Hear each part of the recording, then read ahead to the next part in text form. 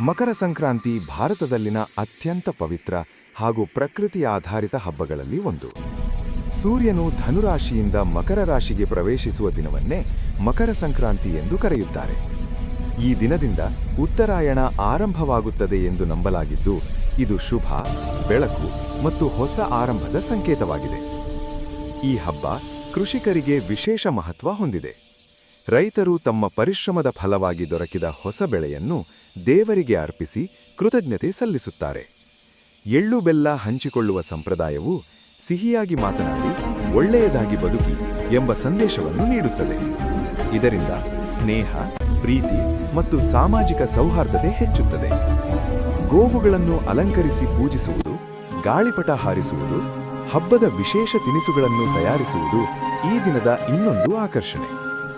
ಸಂಕ್ರಾಂತಿ ನಮ್ಮನ್ನು ಪ್ರಕೃತಿಯೊಂದಿಗೆ ಹೊಂದಾಣಿಕೆಯಿಂದ ಬದುಕಲು, ಪರಿಶ್ರಮದ ಮೌಲ್ಯವನ್ನು ಅರಿಯಲು ಮತ್ತು ಜೀವನದಲ್ಲಿ ಸದಾ ಹೊಸ ಆಶೆಗಳನ್ನು ಇಟ್ಟುಕೊಳ್ಳಲು ಪ್ರೇರೇಪಿಸುತ್ತದೆ.